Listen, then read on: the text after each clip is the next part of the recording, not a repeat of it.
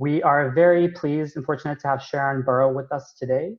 Sharon is the General Secretary of the International Trade Union Confederation, where she leads the organization's work to promote and defend the rights and interests of workers around the world.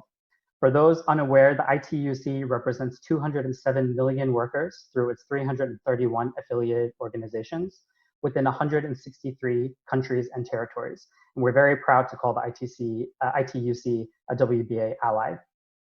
Prior to Sharon's role as General Secretary of the ITUC, she served as ITUC's president, and before that, the president at the International Confederation of Free Trade Unions, the first woman to hold either of those positions. Earlier in her career, she held numerous leadership positions with the New South Wales Teachers Federation, the Australian Education Union, Education International, and the Australian Council of Trade Unions.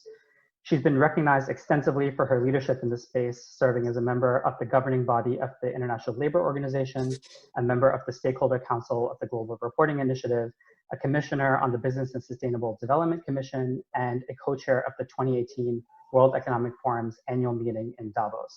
She has a pretty extraordinary track record advocating for the lives and well-being of working people. And so we're thrilled to have her here with us today to share some thoughts on what resilience and adaptation mean for workers' rights and social inclusion in today's world. So Sharon, thanks so much for joining us. And without further ado, I will turn it over to you.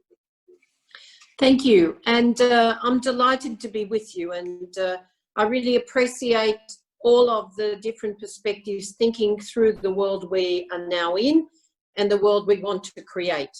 So that's pretty much what I'm going to talk to you about. Going into this crisis, the World Benchmarking Alliance work, and we are proud to be an ally of the WBA because it had an overview of the strengths and the weaknesses in the world of business, but more broadly, the role of business in the society, the fractured society in which we were operating. And so if you think about the convergence of crisis that were already there, we had a world with huge cracks, and COVID-19 has just exposed them starkly because of the impact across the board. We are living through a period in our history that probably is the greatest act of solidarity that any of us will or could have imagined, that people would give up their civic freedoms for a period of time, that they would even give up livelihoods and security of employment to save lives. And while that's as it should be, nevertheless, it really does expose the fact that our social protection systems aren't resilient enough, they're not inclusive enough, and indeed our business community has been seen to have indeed real flaws because many major companies do not have liquidity reserves or operating reserves that even would cover 3 months, let alone 6 months. That's been a shock to me. I lived through the 2008-09 crisis. I'm old enough to have been at every G20 meeting since 2008, and the trade unions, before we became a social partner with the G20, we just invited ourselves to Washington, kind of our style really, and doorstopped leaders about what this meant. And indeed, we saw the problems coming out of some of the good decisions and then the bad decisions that actually has left our economies and our societies fractured from there on in. And we have to learn from those lessons and move on. So we say that recovery and resilience will take a new social contract to rebuild trust amongst people around the world. Why? Because if you think about that convergence of crisis, you all know this, but if we remind ourselves of the scope, then you already had historic levels of inequality. It's income inequality already driving despair and anger, and you saw those mass, kind of people simply taking to the streets because they had nothing else to lose in their view. Whether it was the Gilets jaunes in French or the street protests in Chile or many other parts of the world, the biggest strike involving communities I've ever been involved in, 200 million in India, on the streets because of their fear for themselves and the next generation. But it also has now very starkly again exposed the racial injustice that dogs us and has dogged us for generations. It's not new. We've all fought racism campaigns in our countries, in our workplaces. Many of our organisations, again going back in history, didn't have a good track record on this, but many of us here have fought to shift organisational perspectives, to shift the role of law around the rights of all peoples. However, we see that indeed the systemic shift that's still required, that the Black Lives Matter eruption over the last few weeks exposes, is really a huge hill to climb. Has to be climbed, but it's a huge hill. So racial inequality and injustice, and of course gender inequality, because progress for women had stalled on every front, every indicator. Economic inclusion in the workplace at all levels, equal pay. And one of the amazing things about the COVID-19, as all of us went into lockdown, the frontline workers who actually were there every day risking their health and the health of their families to make sure we could survive, those frontline workers, 60% of health workers are women, 58% of service workers are women. And so you can map that out and say, well, that's exposed the fact that some of those frontline workers, so essential to our communities in care, in retail, in services, in all sorts of areas, they in fact are some of the lowest paid people on the planet, and the majority of them are women. Then of course we have the climate emergency, and we can't walk away from this.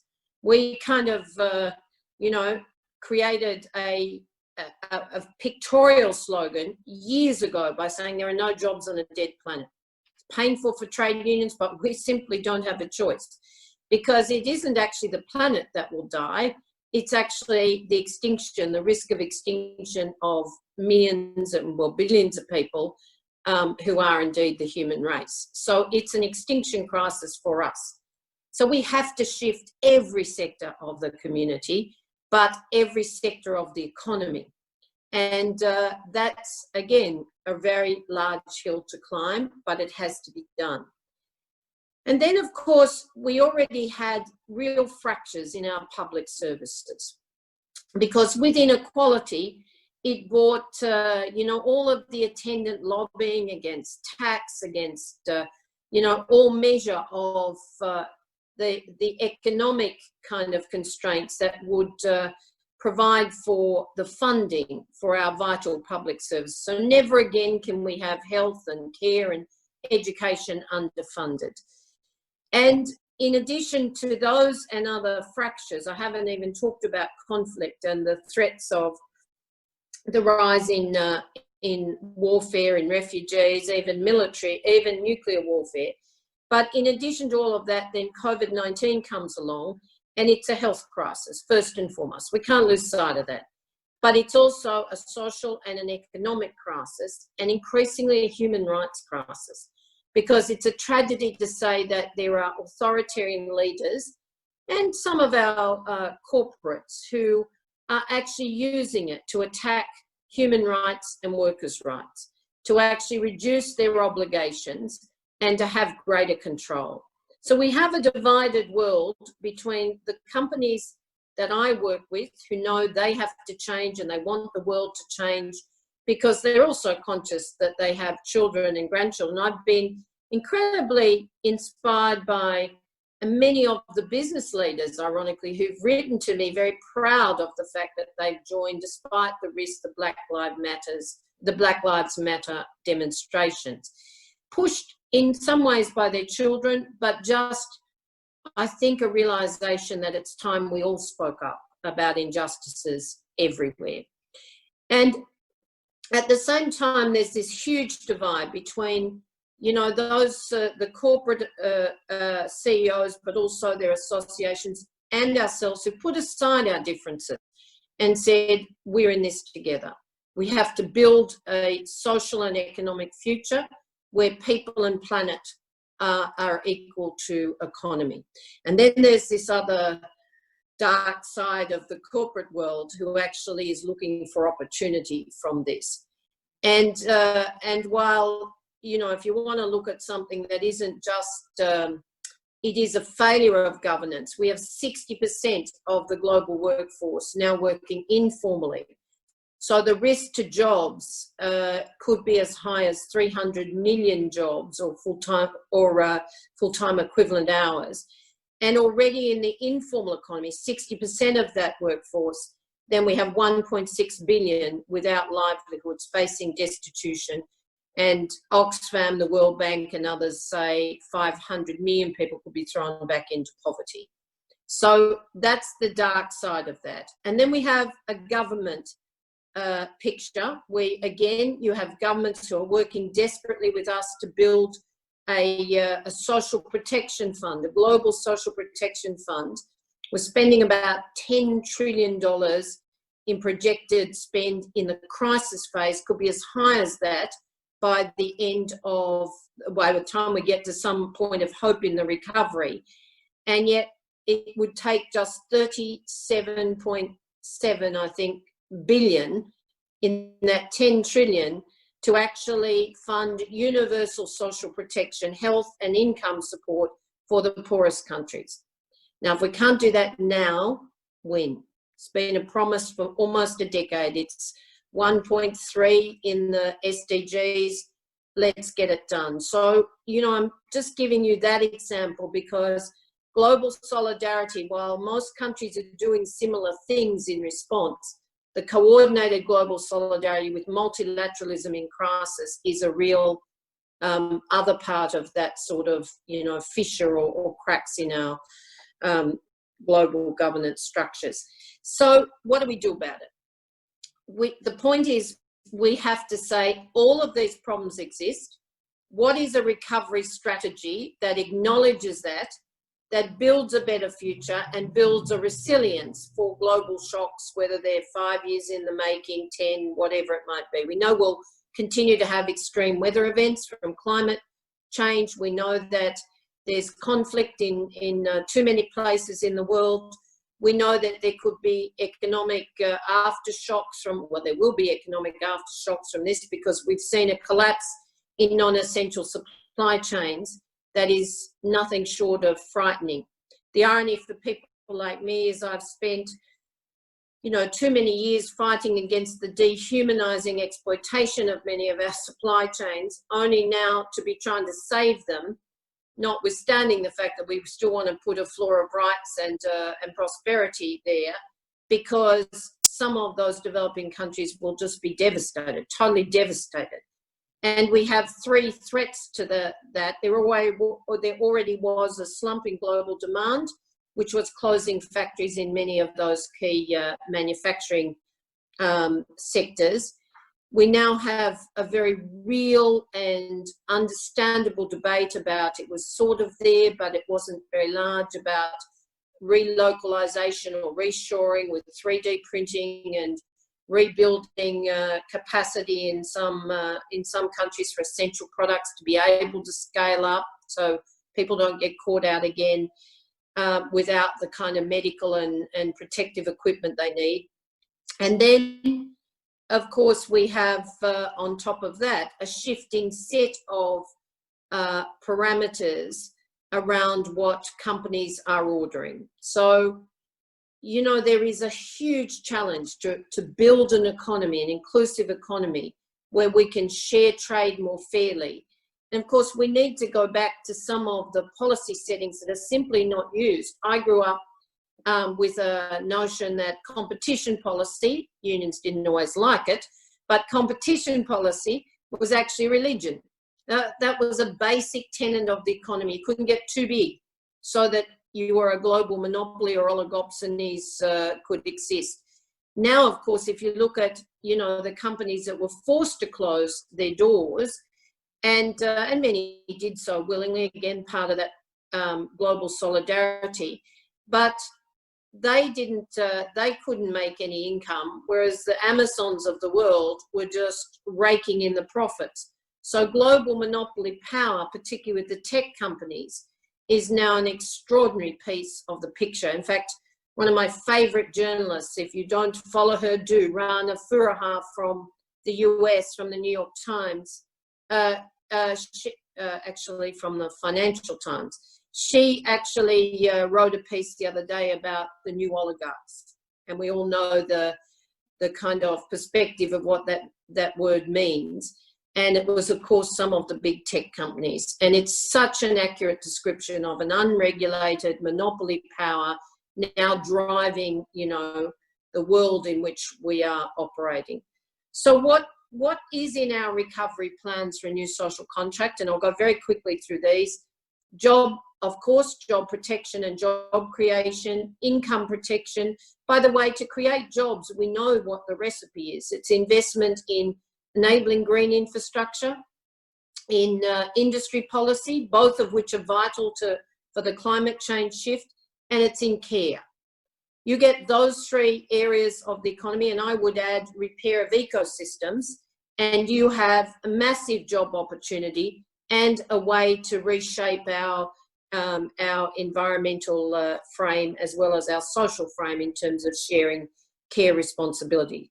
Income protection, minimum living wages, and income distribution with collective bargaining must be back on the deck. We saw advances in the social contract in the crisis where we were able to secure in many, many countries increases in statutory sick leave, paid sick leave, in job guarantees or wage guarantees, in income support for those parts of the economy where workers are not covered by traditional employment, including platform business, and of course access to health, in occupational health and safety. But we have to protect those and then move in to make sure they are part with minimum living wages and incomes through distribution through collective bargain. Occupational health and safety, never again can this not be seen as a fundamental right. We're already having that debate at the ILO. We now want to bring it home. Nobody is safe if we don't have safety provisions in health, in the workplaces, etc. And then, of course, I already said we need adequately funded public health, education and care. We need equal participation of women, so the design of recovery must be inclusive. We need universal social protection. It's been a promise, but now only 29% of the world's people have universal social protection. We have to end that. And that is an essential component of building resilience, along with full employment and minimum wages. We need just transitions for climate and technology where people and the communities are not stranded along the way as we make the shift. And we need responsible business conduct, of course, with mandated due diligence for human rights and environmental standards. The EU's given that a big kick along with their commitment to mandate due diligence, but we have also the treaty negotiations must continue. And finally, we need government accountability. If we're going to rebuild trust in democracies, because it was already broken in many, many countries, then we need government accountability with engagement of people, with social dialogue. And people are worried. I won't take the time, but we just did a poll. We did a poll the week before COVID-19, and I can tell you it was already a world that was so fragile, and people were already worried about no guarantees around privacy rights and so on, amongst a whole range of other areas. But we want governments, we say in shorthand, to be accountable for jobs and living standards and public services and fair taxation and so on, beyond GDP is what we call it in short. What it does need, though, to finance the recovery, and I'm not going to go through each of these, it needs a new approach to finance. Yes, of course, we need now to extend the debt suspension. We got the 1-year debt suspension for the poorest countries to 2 years, and we need all conditionality scrapped except that countries invest in SDG-aligned activities. In other words, invest in people and in environmental sustainability. We need to keep pushing on special drawing rights that have and this is the design actually of a good woman at the helm of the IMF. I might actually fight with the IMF for a lot of insidious behaviour, but I can tell you that Kristalina is a very good human-centred leader. And SDRs, part of my economic brain was always a bit sceptical about these, but the liquidity swap mechanism that will provide, again, you know, financial space into developing economies is essential.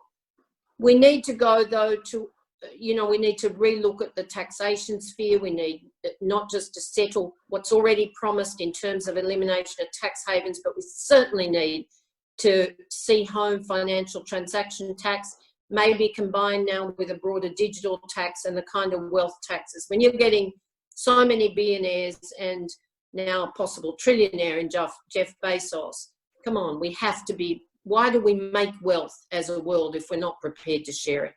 And so in order to fund some of this, we need to do that. But I would say we need a lot more creativity. And again, the EU's given us just a little opening here, because we've been preaching, we have $37 trillion of workers' capital in the global economy. It's called our pension funds. And so we've been fighting for a very long time for what we call patient capital, long-term investment. We now need patient debt.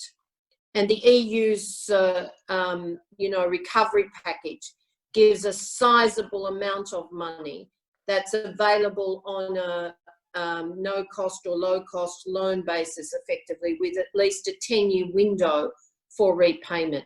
We'd have had that in the last crisis, you wouldn't have seen the contagion of the Greek tragedy and so others.